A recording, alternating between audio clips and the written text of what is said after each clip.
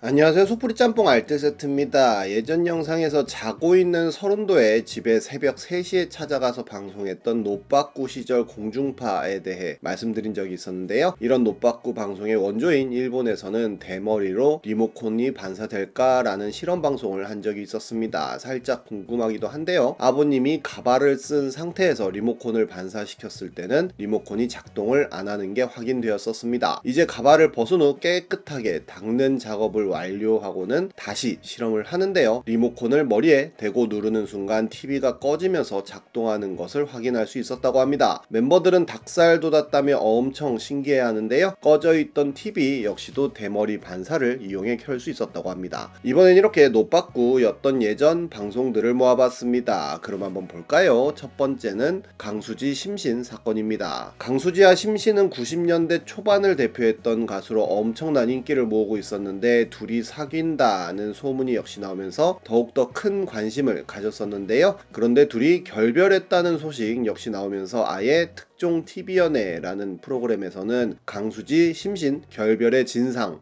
독점 인터뷰라는 코너를 만듭니다. 이 자리에 강수지씨가 와있으니까 모시고 얘기해 보겠다며 강수지를 부르는데요. 이미 강수지의 얼굴은 굉장히 헬스케져 있었습니다. 불러서 하는 첫마디가 바로 사실이에요 강수지씨 였으며 강수지가 네 라고 하면서 한숨을 쉬자 방청객과 임백천 역시 아 하는 탄성을 내지르기도 합니다. 다시 한번 임백천이 어떻게 된 겁니까? 라고 물어보자 강수지는 선글라스 껴도 될까요? 라고 물어보더니 선글라스를 끼고 인터뷰를 하는데요. 좋은 친구로 남기로 했다는 이야기를 했는데 임백천은 두 분 어떻게 된지는 모르겠지만 방송국에서 어쩔 수 없이 자주 마주칠 텐데 계획은 세워두셨습니까? 라는 돌직구 질문을 날렸고 강수지는 좋은 친구가 되었으면 좋겠어요. 잘 봐주시고 여러분들 기대에 어긋나게 해서 죄송합니다. 라는 사과를 합니다. 그때 이경규가 나타나서는 그러니까 결정적으로 헤어지게 된 이유나 그런 건 뭐냐라고 또 돌직구로 물어보는데요. 강수지는 부담이 많이 됐다며 싸우고 싶어도 가식적으로 웃어야 했고 그런 게 쌓이고 쌓여서 헤어졌다는 이야기를 하면서 울먹거리기 시작합니다. 결국 눈물이 터졌고 임백천은 스타라는 게 하다 보면 이런저런 시선도 받기 마련인데 부디 앞으로 더 따뜻한 시선으로 우리 심신 강수지 씨에게 용기를 주시고 사랑해 주시기 바랍니다. 앞으로 노래만 전념하기로 했어요. 강수지 씨가 요번에 신곡 청해봐야겠는데 괜찮겠습니까? 라며 노래를 신청합니다. 심지어 새로 나온 신곡은 그때는 알겠지로 이별 노래였는데 강수지는 거의 오열을 하면서 신곡을 이렇게 부르고 퇴장을 하면서 울려고 한 건 아니었다며 오히려 사과를 하기도 합니다. 그래도 2007년 열린 콘서트에서 강수지와 심신은 다시 추억의 만남을 가졌다고도 하네요. 이와 비슷하게 여가수를 울렸던 방송으로 정수라의 행운의 돌림판 사건도 있었는데요. 돌림판을 돌려서 몸무게 공개하기가 당첨이 되었다고 합니다. 정수라는 엄청나게 방방 뛰는데요. 패널들에게 몸무게가 얼마나 갈지 맞춰달라는 요청을 하고 패널들은 예상 몸무게를 이렇게 아무렇지 않게 적어냈었다고 합니다. 송대관 아저씨는 56kg를 써내기도 했는데요. 정수라는 진행자의 손에 끌려 체중계에 올라갔고 생방송으로 62kg라는 몸무게를 공개했다고 합니다. 62kg를 맞춘 패널은 본인이 맞췄다며 엄청 좋아하기도 했었는데요. 그리고 바로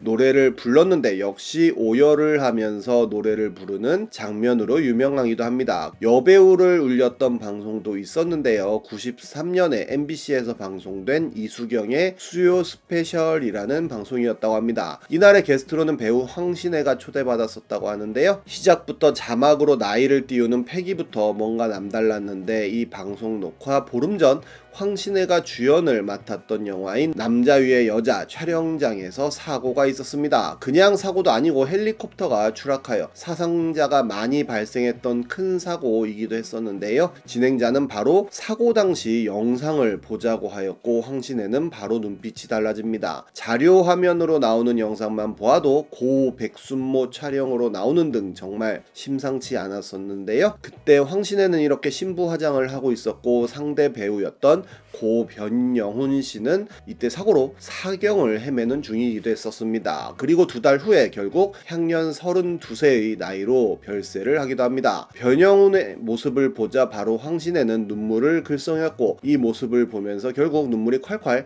흐르는 모습을 보여줍니다. 추락 직전의 모습까지 끝까지 보여주면서 황신혜의 반응을 촬영하는데요. 황신혜는 웃음으로 마무리 지으려고 했지만 결국 이렇게 속마음이 나오는 듯한 느낌의 표정을 짓기도 합니다. 무한도전 역시 노빠꾸 방송을 많이 했던 것으로 유명한데요. 특히나 박명수가 진행했던 박PD의 세상보기라는 코너는 서울의 아름다움을 소개해 드린다면서 박명수가 대학로를 거닐며 이곳저곳을 소개합니다. 젊음의 거리에 정성껏 조성된 쓰레기 화단이라며 젊음의 거리에 아름다움을 더해주신 아름다운 분들께 감사드린다고도 하고, 버스 전용 차로에 와서는 마을버스 정류장 앞 세심한 불법 주차를 했다며 버스의 빈자리를 지켜주는 착한 친구들이라고 비꼬고, 이렇게 불법 주차를 한 차량들을 한 방에 쭉 보여주고는 운동이 부족한 현대인을 배려해주신 아름다운 분들께 감사드린다는 이야기를 합니다. 깨져있는 공중전화 유리를 보고 파편 하나 남기지 않은 깔끔한 뒷유리라고도 하고, 여름철 청량감을 주기 위해 남몰래 한 선행이라고 이야기하는데요. 찢어져 있는 전화번호부 책을 보면서 두뇌 트레이닝으로 치매 예방 효과를 준다고 하고, 마구 놓여있는 쓰레기들을 보여주더니 공중전화 회전율을 높이기 위한 쓰레기 기부라고 포장해줍니다. 그렇게 깨진 유리로 시원한 여름을 보내게 해주시고, 쓰레기들로 쓸데없는 통화 줄이게 해주시고, 머리 한번 더 굴리게 해주신 아름다운 분들께 감사드린다며 마무리를 합니다. 1박 2일의 노빠꾸 시절도 아직 회자되고 있는데, 멤버들이 몰래 산골 폐가에 와서 혹한기 캠프를 오기로 한 상황에 음식은 어떻게 하냐고 묻자 PD는 그걸 저한테 물어보시면 어떡하냐고 이야기하는데요. 바로 강호동은 변호사를 부르라고 하였는데 그럴 줄 알고 통화 불능 지역으로 제작진은 촬영 장소를 잡았다고 합니다. 집도 집이지만 먹을 게 걱정이라며 다들 정말 심각한 표정을 짓고 있었는데요. 이수근은 오늘 상근이가 같이 온 목적이라며 보신탕 드립을 쳤고, 자막으로 상근이 최후의 날이라고 친절하게 도와주기도 합니다. 강호동은 물부터 끓여야 되냐며 어시스트를 하였고, 이 장소를 제보한 일반인이 나오자 멤버들은 야유부터 하는데요. 강호동은 그 일반인 출연자에게 왜 나대셨어요? 라고 노빠꾸 질문을 하였고, 멧돼지 출몰 지역이라는 무시무시한 이야기까지 했는데, 거기서 강호동은 상근이랑 멧돼지랑 붙으면 둘 중에 하나는 먹겠다는 드립으로 또 받아칩니다. 세바퀴 역시 노빠꾸 드립으로 굉장히 유명했던 방송인데요. 이경실은 이혼 경력이 있습니다. 이경실 씨가 결혼 15개월 차인데 왜 고참주부팀에 있냐고 물어보는데, 옛날 마일리지가 쌓여가지고 고참주부팀에 있다는 드립이 나왔고, 같은 이혼 경험이 있는 이승신을 부르기도 합니다. 자막으로 물귀신 작전이라고 설명을 하기도 하는데요. 그리고 현미는 녹화하다 화장실 좀 갔다 올게 라고 하더니 정말로 화장실로 증발한 모습을 보여줬고, 37년생이라 뭐라 하지도 못한다며 나이가 MBC 사장님보다도 한 20살 많다는 드립을 칩니다. 엄앵라는 1936년생으로 1965년에 결혼을 했다는데요. 신성일에게 반한 이유를 물어보자 우통 벗은 거 보고 반했다고 이야기합니다. 영화 감독이 미션으로 뽀뽀해라고 하여 진짜로 뽀뽀를 했다고 하는데, 내용물이 확 들어왔다고 하는데요. 그 누구도 생각하지 못한 표현에 당시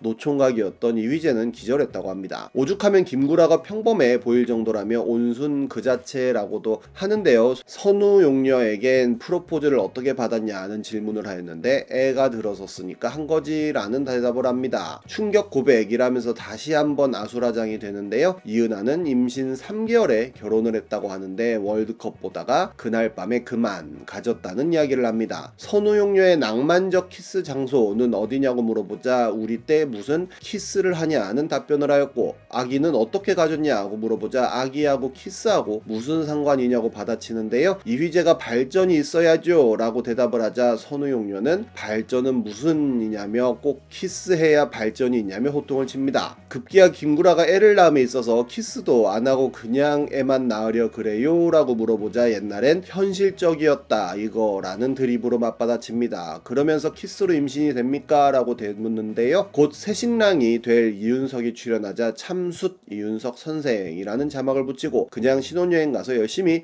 호텔 안에만 있으라는 덕담을 건네기도 합니다. 주부들이 데이트하고 싶은 남자 1위로 김병세가 출연한 적이 있었는데, 주부들이 데이트하고 싶은 남자니까 불륜상대냐는 질문을 하는데요. 아직 김병세가 미혼이라고 하자 이경실은 아니 그렇게 멀쩡한데 동거도 안 했단 말이야 라고 하더니 이런 병세라고 하기도 합니다. 박진영이 무릎팍도사에 나와서 대학교 때 하룻밤 사랑을 해봤다는 루머를 해명한 당한 적이 있었는데 딱 3번 해봤다고 솔직하게 이야기하기도 했었는데요. 10년 전만 해도 이런 토크들이 공중파에 그냥 줄줄이 나왔었는데 다 실종되고 이런 드립들은 유튜브에서나 이제 볼 수 있는 것 같기도 하네요. 이때가 재밌는 방송이 뭔가 훨씬 많았던 것 같기도 합니다. 지금까지 속풀이 짬뽕 알뜰 세트였습니다.